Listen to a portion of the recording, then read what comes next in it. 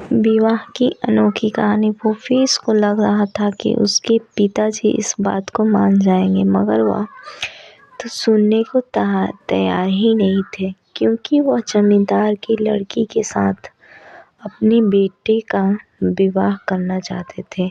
मगर भूपेश को पता था कि वह यह सब धन के लालच में कर रहे हैं, इसीलिए भूपेश ने मना कर दिया था। भूपेश यही चाहता था कि वह अपनी मर्जी से शादी करे, मगर उसके पिताजी इस बात को नहीं मानेंगे। वह यह भी जानता था, मगर वह कोशिश कर रहा था। भूपेश ने अपनी माता को भी बताया था, मगर वह इसमें कुछ भी नहीं कर सकती थी। सब कुछ उनके पिताजी ही कर सकते थे। मगर भूपेश कह रहा था कि उस लड़की से विवाह नहीं कर सकता जो हमेशा अंगूठा मुंह में रखती हो, मगर पिताजी को इससे कोई फर्क नहीं पड़ता है। उन्हें तो बस धन मिलना चाहिए, इसीलिए तो वह मुझे कर रहे हैं कि इसी लड़की से शादी करो। अब मैं ऐसा नहीं कर सकता हूँ। अगर आपने मेरी मदद नहीं की तो मैं यहाँ पर रुकने वाला नहीं हूँ। मगर माता ने समझाया कि वह उनके दोस्त है और बचपन में ही दोनों ने यह बात कही थी कि हम एक दूसरे से शादी का यह वादा ज़रूर पूरा करेंगे। लेकिन उनके वादे के बीच में तो फंस गया हूँ। मैं उनकी दोस्ती के लिए कुछ भी नहीं करूँगा। मुझसे किसी ने भी नहीं पूछा था, मैं इनके लिए तैयार नहीं हूँ। माता ने कहा कि मैं भी यह नहीं चाहती हूँ, मगर कोई मेरी बात नहीं सुनता, इसीलिए मैं कुछ भी नहीं कर सकती हूँ। मगर भूपेश कहता है कि मुझे तो ज़रूर करना है।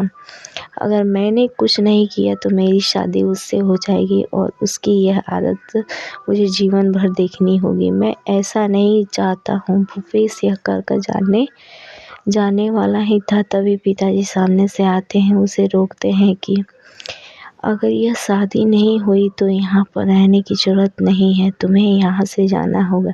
भूपेश मन में यही सोच रहा था कि इनकी दोस्ती ने तो मुझे यहाँ पर ऐसा फंसा दिया कि मैं कुछ भी नहीं कर पा रहा हूँ। वो भागा चला जाता है। तभी भूपेश का दोस्त मिलता है, पूछता है कि क्या बात है, बहुत परेशान नज़र आ रहे हो। भूपेश कहता है कि यह बात परेशानी की है, मुझे कुछ और सोचना चाहिए।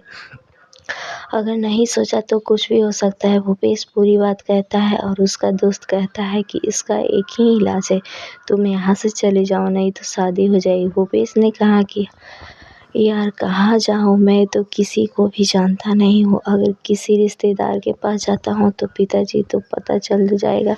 भूपेश कहता है कि अपने दादाजी के पास जाता हूँ, शायद वह मेरी बात को समझ सकते हैं। भूपेश को यही रास्ता नज़र आता है, वह चला जाता है। जब वह अपने दादाजी के पास जाता है तो दादाजी को पूरी बात बताता है। दादाजी कहते हैं कि उसे वह लड़की मिली थी, मैं उससे बात करता हूँ। भूपेश को अच्छा लगता है, मगर वह अब से प्यार की बात को कैसे कहे। दादाजी भूपेश के साथ में जाते हैं और कहते हैं कि आज मैं उससे बात करता हूँ।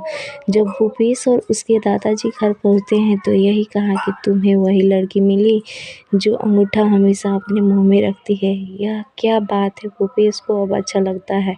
अगर तुमसे लड़की नहीं देखी जाती तो लड़की की तलाश करता हूँ। इस बात को सुनकर अब भूपेश की शादी रुक गई थी। अब उस लड़की से शादी नहीं होने वाली थी, मगर भूपेश को अपने बारे में पता करना तो मुश्किल काम लग रहा था। उधर दादाजी उसके लिए अच्छी लड़की की तलाश कर रहे थे, क्योंकि वह नहीं चाहते थे कि फिर से कोई गलती हो जाए। भूपेश कहता है कि आपको लड़की की तलाश नहीं करनी चाहिए। आपको पता है कि हमारे पड़ोस में एक लड़की रहती है, हम सभी उसे जानते भी हैं। अगर आप उसे देख ले तो अच्छा रिश्ता हो जाता है। दादाजी को लगा कि यह भी ठीक है, अगर पड़ोस की बात है तो यह भी अच्छा होगा। दादाजी भूपेश के साथ वहाँ पर चले गए थे। दादाजी को वह सभी लोग अच्छे लगे थे। उन्होंने लड़की को भी देखा था, लड़की भी अच्छी थी। शायद दादाजी को लड़की पसंद आ गई भी। भूपेश के लिए ऐसी ही लड़की देख रहे थे। तभी भूपेश और दादाजी बाहर चले गए थे और बात कर रहे थे। बातें करते हुए घर पहुंच गए। जब घर आए तो दादाजी ने कहा कि मैंने लड़की देख ली, अब इसकी शादी उसी लड़की के साथ होगी। जब यह बात पिताजी ने सुनी तो कहने लगे कि आपने कहाँ देखा है। दादाजी ने कहा कि भूपेश लेकर गया था। अब पिताजी को समझ आ गया कि उसके बाद पिताजी ने कहा वह आपको पड़ोस में लेकर गया होगा। वह पर वह लड़की रहती है। दादाजी ने कहा कि तुमने ठीक कहा, मगर तुम कैसे जानते हो? पिताजी ने कहा कि पहले मुझे शक था, मगर अब यकीन हो गया है कि यह उसी लड़की को पसंद करता है, इसीलिए मेरा रिश्ता इसे पसंद नहीं आ रहा था। तभी दादाजी ने कहा कि जो हुआ भूल जाओ, अगर यह पसंद करता है तो ठीक है, हम उसी से शादी कर लेते हैं। उसके बाद भूपेश की शादी आराम से हो गई। ये सभी मुश्किल भी दूर हो गए। दोस्तों, आपको ये वीडियो पसंद आई तो प्लीज़ वीडियो को लाइक कीजिए और चैनल को सब्सक्राइब कीजिए। धन्यवाद।